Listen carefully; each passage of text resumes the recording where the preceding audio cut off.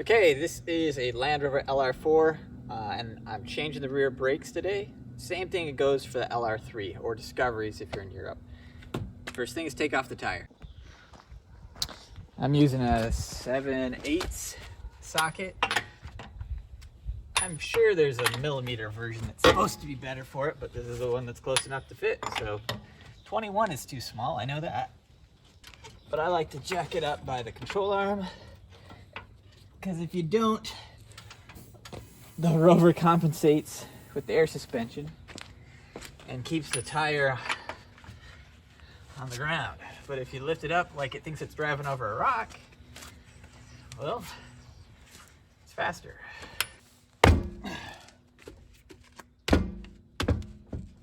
There.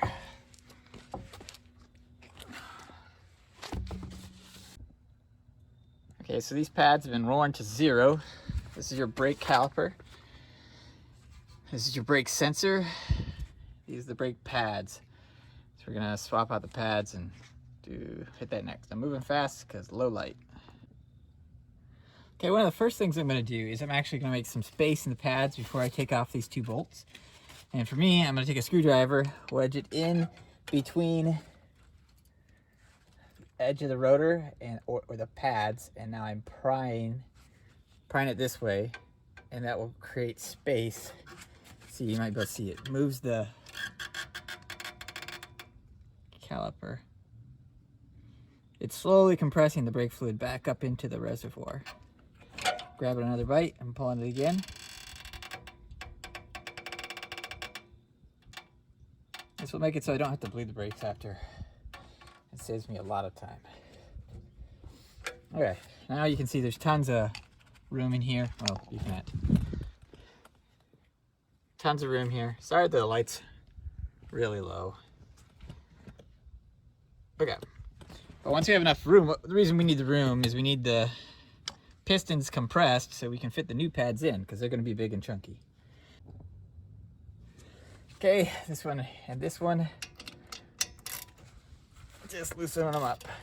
Well, you're full on going to be basically taking them out, but that's what we're doing next. This one here and this one down here. Oh yeah, I forgot. Look, it's spinning the inside bolt on this one, so I need to hold this inside bolt while I do the outside one. If you want to see more detail on how I do that, you can check me replacing the front brakes. It's the same. I got another video. I just have these vice grips holding that inside nut while I torque off the outside one.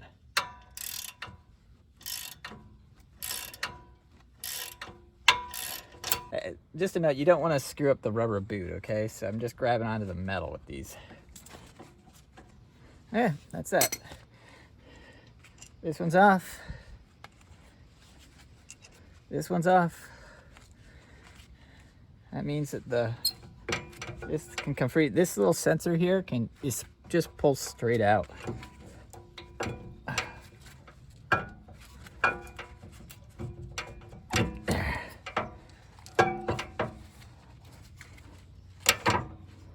Rested it on the bar there so it's not hanging on itself. I'm gonna have to replace the sensor too, of course, because it looks surprisingly intact, but it needs to be replaced. Anyway, first we're gonna do pads. Out pad, in pad, they just come out. Here's this one. I had a little bit of meat left on it, but sure not much. This one should have like nothing. Yeah, this one's wound down all the way. I've got new metal pieces, so I'm gonna take these off. Here's the other one. Okay, this is the new hardware. It's nice and shiny. The main reason for replacing these is just to give something smooth and clearing for the pads to glide upon so they can slide in and out okay.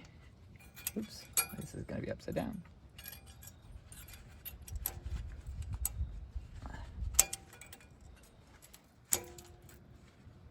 Okay, that snaps on there. This one's gonna snap on the bottom. Okay, so I got the cylinder compressed all the way. So this is the little piston cylinder I was calling it just a second ago, and it's pushed all the way back into the housing. Now it will have enough room to clear both new pads. I'm just gonna set it back down there. Let's take off the old one on this side. Put on the other new one.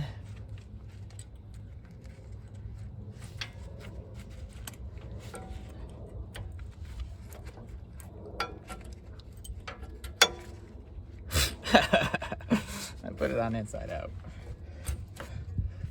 Oh yeah, that's not clear. The big pad is supposed to face the rotor.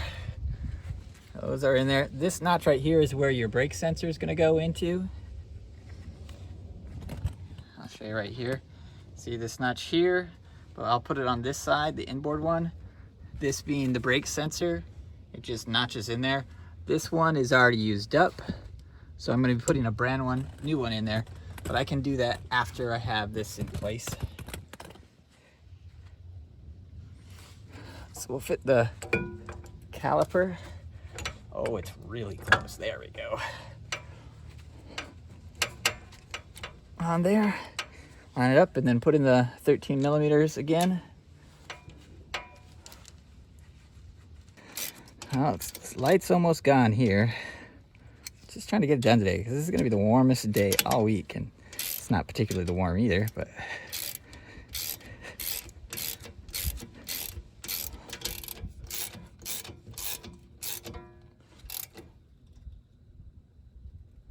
there. Okay. Next is the sensor.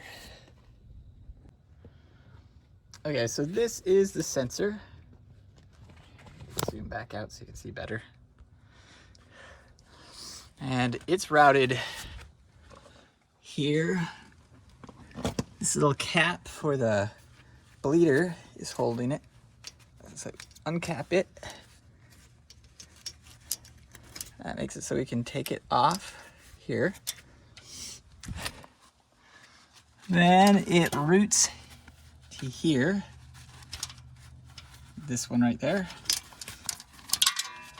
It's held in place here and here. It's the aft one. We gotta be getting close to where the connector is. There's another point here.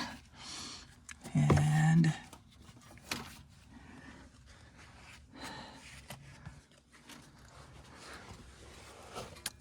it's gonna be a find it game. Is that it? Yes. Okay, so once we got this all freed up, you can see this thing wobbling over here. That's the brake sensor. So I'm gonna grab it here and unplug it. Pinch and unplug. Okay, got it.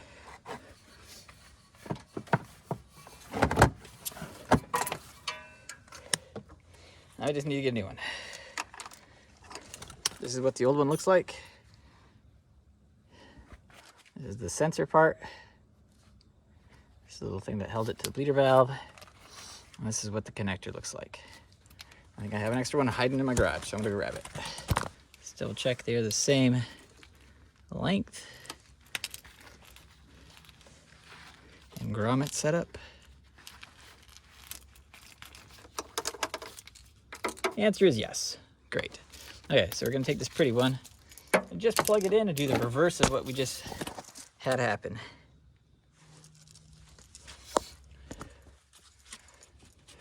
I'm not gonna make you watch all this. I'm just gonna be using my camera as a flashlight at this point because the sun's already gone. Reaching behind there and threading it through.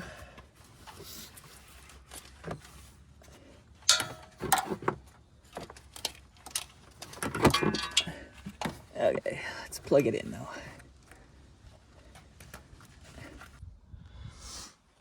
Okay, we got that one snapped in.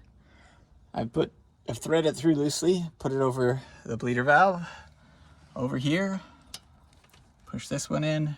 This one sets on the aft clip, and that one back here sits on this one. You know, it's just the exact same as what you did to take it out. And then there's one more, I think, right at the back. Nope, that's it. I'll just get it tucked away. There. This one is capped off. Little bleeder thingy. Like this. Okay, and then the most important part, which is just plugging it in. There's a little notch there in the back of the brake pad, and you just click, and it's in. Okay, that's the brake sensor, the brake pads. I'm gonna go over and do the other side, but it's exactly like this, except you don't have to do the brake sensor. You only need one. And so it's just this side. The other side's gonna be just like this. You don't need to watch me twice.